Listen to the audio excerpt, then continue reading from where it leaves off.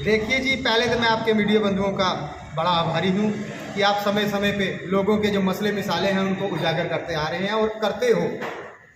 आज का जो हमारी पत्रकार वार्ता है, जो हमारे साथियों ने, आप देखते आए हो कि आए दिन कठुआ में जो भाजपा के नेता हैं वो लोगों को गुमराह करते आ रहे हैं टोल प्लाजा के नाम पे कि हम JK08 गाड़ियों को माफ करवाएंगे। कभी सेक्रेटरीट में जाके मीटिंग करते हैं, कभी टोल प्लाजा अधिकारियों के साथ मीटिंग करते हैं, मगर अंदरगोचर वो उनके साथ मिले हुए हैं। इसका प्रमाण पत्र हमें कल मिला और इससे पहले भी हमने देखा कि उन्होंने कुछ पास इशू करवाए थे जो अपने चहेतों को बांटे थे। कल हम देखते हैं कि आपके JK चैनल के एक मीडिया भाई उनसे कुछ सवाल करते हैं तो वो सवालों से बचते नजर आए।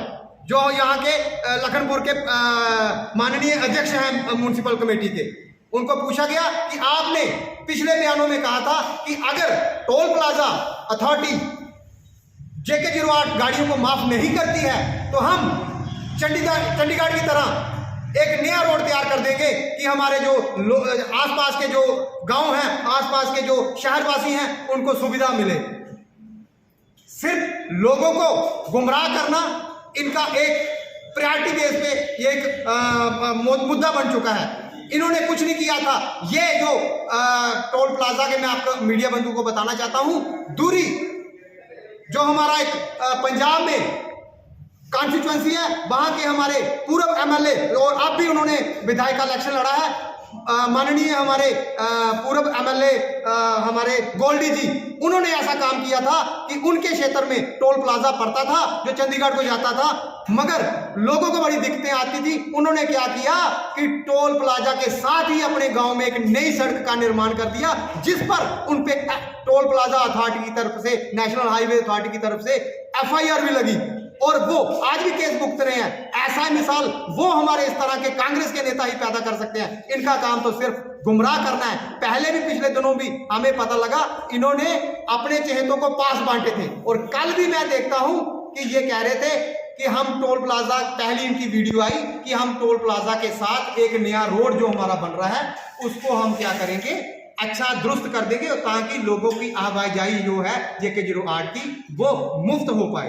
मगर कल देखते हैं वहां पे जो एक बैरियर लगता है उसको क्या कर रहे हैं, मुरम्मत करवा रहे हैं, उसको इंस्टॉल करवा रहे हैं ताकि जो हमारे गांव को जो ऊपर मार्ग जुड़ता है वहां पे हमारे ऑटो, टेम्पू या जो हमारे लोड कैरियर जाते हैं वो अपना सामान नहीं ले जा सके। इट मीन्स, इसका कहने का मतलब क्या है कि सरासर ये टोल प्लाजा के साथ मिले हुए हैं।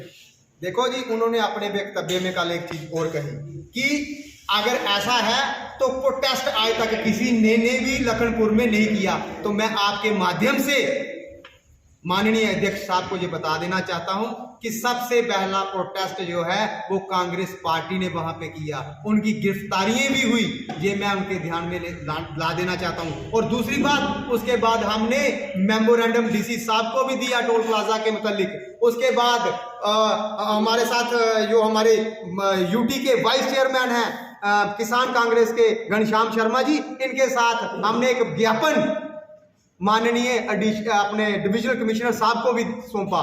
मगर मैं समझता हूं अगर हमने प्रोटेस्ट नहीं किया था तो सत्ता में जो सरकार है उसको कुछ इनिशिएटिव लेना चाहिए था ताकि लोगों को राहत मिले। जहां पे मैं देखता हूं करते कुछ हैं, आप बात कुछ करते हैं लोगों के सामने और अंदर गोचर बात कुछ करते हैं। कि आप लोगों के जो मसले हैं वो हाईलाइट करते रहते हो।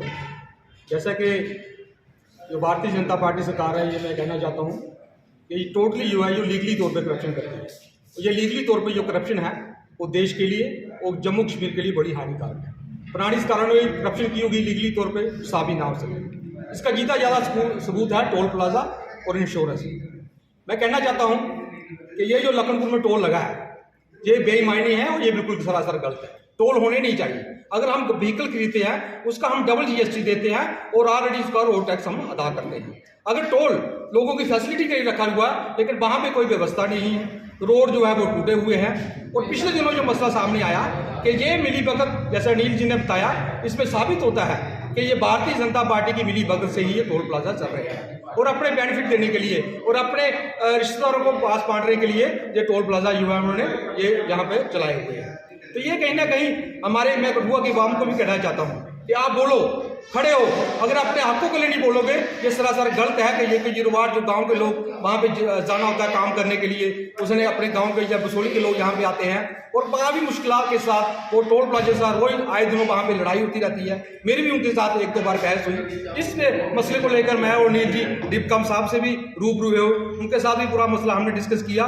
तो ये हमारा कहने का मतलब है कि पूरी शहर को आह्वान करता हूँ, पूरी जनता को कठुआ के आह्वान करता हूँ कि एकजुट हो जाओ, बगैर पॉलिटिक्स के, पार्टी से अलग रखे एक आम जो लोगों के जुड़ा हुआ ये मुद्दा है कि ये गिरवाट ये माफ होना चाहिए। दूसरा हमारा जो इशू है जिसके लिए हमने ये प्रेस वार्ता भी रखी हो, लैंड रिफॉर्म्स, जो नए कानून आए हैं, जैसे कि हमने कहा कि लीगली तौर पर करप्शन कर रही है। अगर किसी ने यहाँ पे आए दिन यूटी सरकार यहाँ पे एक प्रयोगशाला बनाया है जम्मू कश्मीर को, अगर किसी ने अपनी जमीन बेचनी हो, स्मॉल पीस ऑफ लैंड बेचना हो, तो उसके लिए परमिशन डीसी साहब के चक्कर लगाने पड़ते हैं, पटवारियों के चक्कर लगाने पड़ते हैं और आए दिन उसको 5% फीस उसकी अदा करनी पड़ेगी, जिसकी ऑलरेडी 7% जो स्टैंप ड्यूटी जो जगह लेने वाला अदा करता है। तो ये डबल टैक्स जमीन बेचने वाले को भी अब जो है 5% जो है उसको परमिशन लेनी पड़ेगी और दफ्तरों के चक्कर लगाने पड़ेंगे। अगर किसी को जरूरत है, किसी का घर पे कोई बीमार है, किसी के लड़की की शादी करनी है, बच्चे को पढ़ाना है, तो अपनी जमीन कैसे बेचेगा? 5-6 महीने उसको जमीन बेचने को लग जाएगी। तो यही हमारा कहने का मकसद है कि ये जो भारतीय जनता पार्टी दोहरी रणनीति की और डबल स्टैंडर्ड की पॉलिटिक्स करती है, रूलिंग भी कर रही है और यहाँ पे अपोजिशन भी कर रही है,